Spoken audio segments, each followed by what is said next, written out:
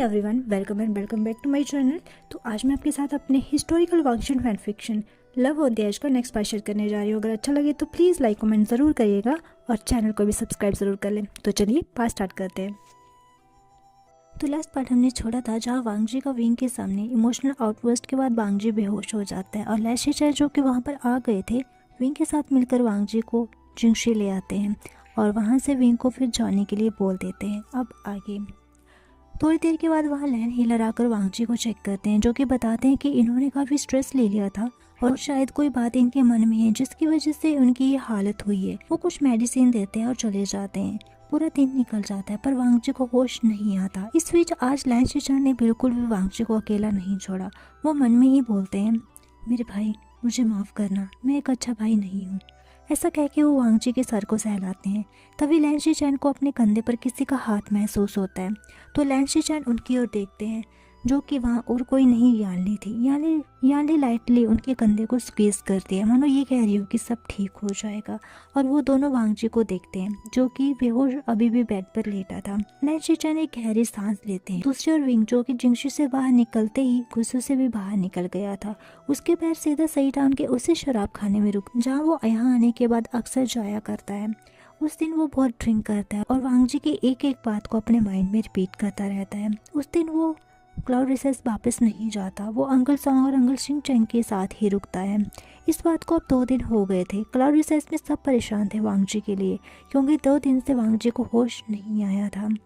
वांगजी को बुखार भी आ गया था और वांगजी की हालत बिल्कुल उस 5 साल के वांगजी के जैसे थी जैसे जब उसकी माँ उसे छोड़कर चली गई थी। तब भी वो ऐसे ही बेहोश बुखार में तड़प रहा था। चिंगेजन और लेडी एहान को भी वांगजी के बारे में पता चलता है। चिंगेजन तो वांगजी के पास पहले दिन ही चले गए थे उसे देखने के लिए, पर लेडी एहान कश्मकश में थी कि वो जाए या ना जाए। लेकिन जब दूसरे दिन भी वांगजी को होश नहीं आता तो वो और खुद को रोक नहीं पाती और जिंगशी चली जाती हैं। उस दिन वो रिक्वेस्ट करके वांगजी का ख्याल रखती हैं। जब वो पट्टियाँ बदल रही थी वांगजी के सर से तभी वांगजी की बेहोशी में उन्हें आवाज़ आती है जो कि बहुत ही हल्की थी पर क्लियर थी जो कि थी माँ। लेडी एहान की आंख से अनोइंगली आंसू निकल आता है। शाम हो जाती है एंड सरप्राइजिंगली वांगजी जिसकी हेल्थ में 2 दिन से कोई इम्प्रूवमेंट नहीं थी आज वो ठीक हो रहा था। उसका बुखार बिल्कुल उतर गया था जिससे वहाँ खड़े चिंगेजन शिचन और टिरैन के साथ साथ बहुत खुश भी थे। लेडी एहान अपने कॉटेज वापस आ गई थी। इनके वहाँ आते ही जैसे लैंड हीलर जो कि वहाँ उनके साथ ही आए थे उनको बताते हैं कि अब इनकी तबीयत में इम्प्रूवमेंट है और शायद कुछ ही देर में इनको होश भी आ जाएगा। और उसके 1 घंटे बाद ही वांगजी को होश भी आ गया था। जहाँ आँख खोलते ही वो अपने सामने लैंड शीचान को पाता है। वो वांगजी को बैठाते हैं और पानी पीने देते हैं। साथ में बताते हैं कि ऐसे वो 2 दिन से बेहोश था। वो उस दिन विंग के साथ हुई कन्वर्सेशन पर उससे कोई बात नहीं करते। वांगजी उनसे माफ़ी मांगता है उन्हें परेशानी में डालने के लिए।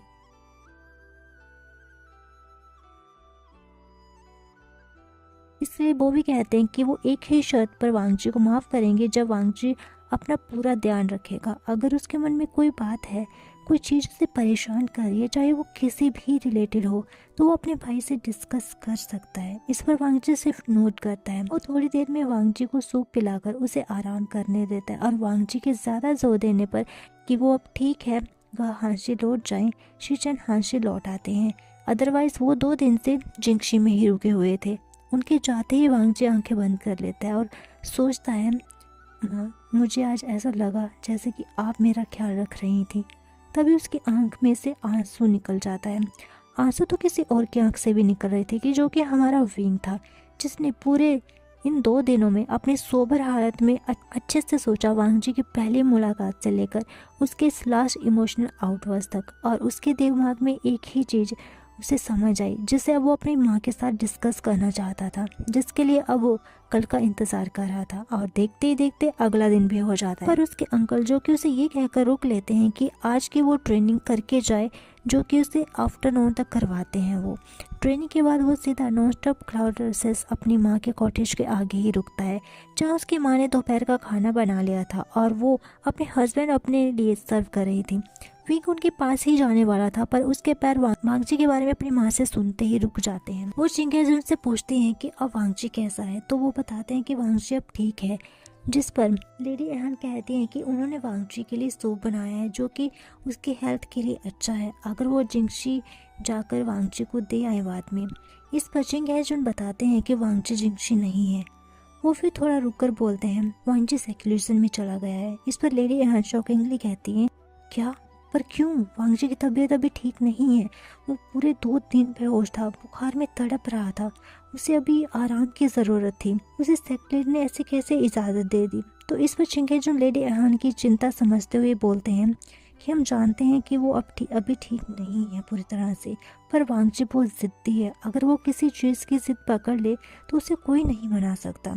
ऐसे थोड़ी देर बात करके वो लोग चुपचाप खाना खाने लगते हैं जो कि मुश्किल से उनके गले से उतर रहा था अपने बच्चे की चिंता में। पर रूल्स प्रॉपर 3 टाइम्स मील लेना, बस उसी को वो पूरा कर रहे थे। वही विंग जो अपने फादर और मदर की बात सुन उल्टे पैर कॉटेज से बाहर आ जाता है, उसका मन बहुत भारी हो जाता है।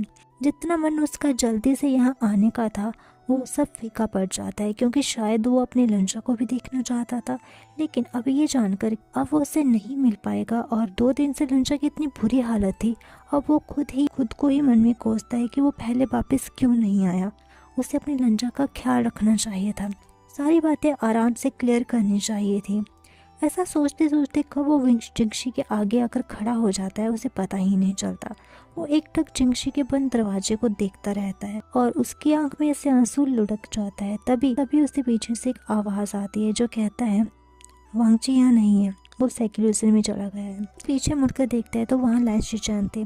विंग उन्हें वो करता है, पर विंग नोटिस करता है कि आज शिचैन के फेस पर हमेशा जो एक स्माइल रहती है वो गायब है। तभी विंग कहता है शिचैन का, मैं जानता हूँ वांगची सेक्युलरिज्म में चला गया है, मैं तो बस ऐसे घूमते घूमते यहाँ आ गया। विंग थोड़ा नर्वस होकर ये बोलता है क्योंकि आज शिचैन का ऑरा सच में कुछ विंग को अलग लग रहा था और उसे याद था कि वहाँ गार्डन में भी शिचैन आए थे, तो क्या शिचैन ने उनकी बातें सुन ली थी?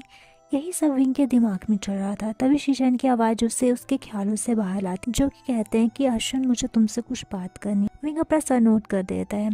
अब हमें सीन शिफ्ट करके विंग के रूम का सीन दिखाया जाता है, जहाँ विंग अपनी फ्लूट को अपनी उंगलियों पर घुमा रहा सब सोच रहा था, जो कि शिचैन से उसकी बात हुई, जहाँ उसने अपनी और वांगजी की मुलाकात के बारे में बताया, जो कि प्योर कोइंसिडेंस था और वांगजी को वो नहीं जानता था पहले। शिचैन ने उसकी बात को समझा, पर यह भी बताया कि मैं जानता हूँ कि वांगजी तुमसे प्यार करता है। शिचैन ने उनकी पूरी बात सुन ली थी, जो अभी वो विंग को कंफर्म भी कर देते हैं। वो कंटिन्यू करते हुए कहते हैं बेशक वांगजी ऊपर से बहुत कठोर, किसी चीज़ की परवाह ना करने वाला दिखता है, पर अंदर से उसका मन बहुत कोमल है। वो आज भी वही 5 साल का बच्चा है जो एक फैमिली के लिए तरसता है, जो फैमिली के प्यार के लिए तरसता है। बचपन से वो वांगची को समझता है और उसने पूरी कोशिश की कि वो वांगची को बहुत प्यार दे। मुझे क्लैन लीडर बनाने की तैयारी में बहुत बिजी रखा गया बचपन से, ऊपर से मेरा बाबा के साथ रहना होता था ज़्यादातर, इसलिए वांगजी मुझसे भी थोड़ा दूर दूर रहता था। मैं जानता हूँ कि वो मुझसे बहुत प्यार करता था, बस वो बाबा को फेस नहीं करना चाहता था। और माँ की जान के बाद अंकल ने वांगजी की पूरी जिम्मेदारी ले ली थी, जिस वजह से वो कुछ ज़्यादा ही इमोशनलेस बन गए। और आज उसे एक पर्सन मिला जिससे वो अपने इमोशंस बांट सकता था, पर किस्मत ने वो भी उससे दूर कर दिया। आर्शियन, मेरा भाई बुरा नहीं है, उसने तुम्हें रीज़न बताया था ना कि क्यों वो मदर एहान और तुम्हें यहाँ पर नहीं चाहता था। बस वो माँ से बहुत प्यार करता है। हाँ, पर शायद उसने बाबा का प्यार नहीं देखा, इसलिए तो सिर्फ माँ के लिए सोच रहा। पर वांगजी का आप लोगों के लिए जो बिहेवियर था उसमें हमारी माँ का कोई दोष नहीं। मैं नहीं जानता पूरी तरह से कि पास्ट में क्या हुआ था, पर हमारी माँ ने कभी भी मदर एहान को ब्लेम नहीं किया, ना उनसे नफरत की, और ना हम दोनों भाइयों के दिलों में तुम लोगों के खिलाफ कुछ भड़काया। मेरी माँ एक बहुत अच्छी लेडी थी आर्शियन। मैं तुम्हें ये सब इसलिए बता रहा हूँ क्योंकि मैं नहीं चाहता कि तुम मेरे भाई या मेरी माँ के लिए अपने दिल में कोई नफरत रखो। विंग चुपचाप शिचैन की बातें बहुत ध्यान से सुन रहा था, लेकिन अगले शिचैन के विंग के शांत चेहरे पर उदासी, परेशानी, घबराहट जैसे इमोशन ले आती है। जैसे शिचैन कहते हैं कि साथ में मैं चाहता हूँ कि तुम वांगजी से दूर रहो। तुम दोनों जानते हो कि तुम्हारे बीच में जो रिश्ता है उसकी वजह से तुम लोगों के दिल का रिश्ता जुड़ना नामुमकिन है, इसलिए आज से अभी से वांगजी से जितना हो सके उतना दूर रहो। इस पर विंग कहता है पर शिचैन का, लेकिन विंग को बीच में ही टोकते हुए शिचैन कहते हैं बस आर्शियन, इस पर मैं और कोई बात नहीं करना चाहता। तुम जानते हो तुम लोगों का रिश्ता दुनिया में कोई भी नहीं मानेगा, चाहे वो कोई भी क्लैन हो या कोई भी एक पर्सन। और ये तो लैन क्लैन है जिसकी बुनियाद ही रूल्स पर है। यहाँ पर अगर किसी को पता चला तो तुम सोच नहीं सकते कि तुम लोगों की पनिशमेंट क्या होगी। इसलिए ये बात हम तीनों के अलावा किसी को पता नहीं चलनी चाहिए। मैं अपने भाई को तकलीफ में नहीं देखना चाहता, ना फिजिकली ना मेंटली। इसलिए प्लीज़ वांगजी से दूर रहना। ऐसा कहकर शीचैन वहाँ से चला जाता है और विंग बस दुखी मन से उनको जाते हुए देखता रह जाता है। तभी विंग को आवाज़ आती है, आशियान। विंग देखता है कि उसकी माँ उसके रूम के डोर पर खड़ी उसे बुला रही है। विंग रिप्लाई करता है, माँ। लेडी एहान कहती है, बेटा डिनर रेडी है, खाना खा लो। विंग नोट करता है, लेडी एहान देख पा रही थी कि उसका बेटा खोया खोया है। डाइनिंग टेबल का रूल कभी ना मानने वाला चुपचाप खाना खाता है और अपने रूम में चले जाता है। चिंगेंचुना और लेडी एहान एक दूसरे को देखते हैं। अब आधी रात हो चुकी थी। विंग जो सोने की पूरी कोशिश कर रहा था, पर वांगजी का ख्याल शीचैन की बातें उसे सोने नहीं दे रही थी। वो बस आंख बंद किए हुए लेटा हुआ था, लेकिन तभी उसे अपने कान के पास एक आवाज़ आती है। विंग झट से अपनी आंखें खोलता है और बेड पर बैठकर इधर उधर देखने लगता है। तभी हवा का ठंडा झोंका उसके रूम में एंटर करता है। विंग देखता है कि रूम की खिड़की ओपन है, तो वो उसे जाकर बंद करने वाला होता है, लेकिन तभी उसे दूर खड़ी फिर से एक ब्लैक शैडो दिखती है जो लग रहा था कि उसे क्यों देख रही थी। तभी विंग को अपने अंकल की बात याद आती है। अगर तुम्हें इस तरह से कोई दिख रहा है तो हो सकता है कि कोई रो तुमसे कांटेक्ट करना चाह रही है, तो तुम्हें उससे बात करनी चाहिए, पर संभल कर रहना। वो रो अच्छी भी हो सकती है और बुरी भी। यही सोचकर विंग उसको देखे जा रहा था और विस्पर करते हुए कहता है, तुम कौन हो? नेक्स्ट डे का सीन दिखाया जाता है। सब नॉर्मल चल रहा था हमारे विंग के साथ। वो वांगजी से किसी भी तरह से मिलना चाहता था, लेकिन कैसे मिले उसे समझ नहीं आ रहा था। वो बहुत उदास और शांत रहने लगा था और उसका ये बदलाव सब नोटिस कर रहे थे, लेकिन पूछने पर वो बोल देता कि सब ठीक है। यानली भी विंग का ये बदला नेचर देख रही और हांशी में खिड़की के पास बैठी मुन को देखकर यही सोच रही थी कि तभी उसकी वेस्ट के अराउंड उसे किसी की बाहें रैप होती महसूस होती हैं, जो ऑब्वियसली लाइन शीचैन की थी, जो उन्हें बैक हक करते हैं और उनके शोल्डर पर अपना सर टिकाकर पूछते हैं कि वो कहाँ खोई हुई हैं। अपने हस्बैंड के इस एक्ट पर उनके फेस पर एक छोटी सी स्माइल आ जाती है और सेम ही पोजीशन में बोलती है कि माफ़ करना, मैं कुछ सोच रही थी तो आपका आना नोटिस नहीं कर पाई। तो शीचैन कहते हैं कि कोई बात नहीं। वो ऐसे ही पूरे दिन की बातें एक दूसरे से शेयर करते हैं। तभी यानली लैन शीचैन को आशियान के इस बदले नेचर के बारे में भी डिस्कस करते हैं, जिससे शीचैन भी थोड़ा सोच में पड़ जाता है और मन में सोचते ही कहता है कि मैंने ठीक फैसला तो लिया है ना। वहीं दूसरी ओर विंग, जो हाथ में अपनी फेवरेट ड्रिंक एम्परर स्माइल का जार लिए हुए खुद से ही बातें करते हुए क्लाउडेसेस की ओर बढ़ रहा था, वो कहता है, नहीं, बिल्कुल भी सही फैसला नहीं लिया शीचैन का ने। उन्होंने भी मेरी बात नहीं सुनी, लिंजा ने भी मेरी बात नहीं सुनी, अपनी अपनी बातें कही और खुद से ही सारे फैसले कर लिए। पर मेरा क्या, मुझे भी बहुत कुछ कहना था। ऐसा मेरे साथ वो लोग कैसे कर सकते हैं? पर मैं भी वेवुशन हूँ, मैं किसी की बात नहीं मानूंगा। विंग ऐसे बड़बड़ाते हुए चल रहा था। विंग कंटिन्यू करते हुए कहता है, लिटिल फडी डैडी, तुम्हें पसंद नहीं है ना कि कोई गुस्सों का रोल तोड़े? आज मैं फिर से रूल तोड़ूंगा। तुम्हें आज भी आना होगा मुझे रोकने के लिए। तुम्हारे अलावा मुझे और कोई नहीं पकड़ सकता रूल तोड़ते हुए। तो आओ और अपने कुछ रूल्स को मुझसे बचा लो। तुम आओगे ना? ऐसा कह के विंग अपना सैड फेस बना लेता है और अपनी मंजिल की ओर चल रहा होता है, लेकिन एक आवाज़ उसके कदम रोक लेती है। फिर से वही आवाज़। विंग अपने चारों ओर देखता है, तभी उसे फिर से एक ब्लैक शेडो सी भागती हुई दिखती है, तो विंग भी उसके पीछे भागने लगता है। सोचता है कि इस ब्लैक शैडो को तो आज वो कैच करके ही रहेगा। शैडो गायब हो रही थी, कभी अपीयर हो रही थी, और ये हंसी की आवाज़ वो इन दोनों का पीछा करते करते किसी चीज़ से टकरा जाता है।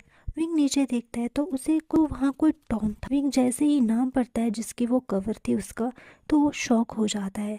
तभी उसे आवाज़ आती है, वीका का।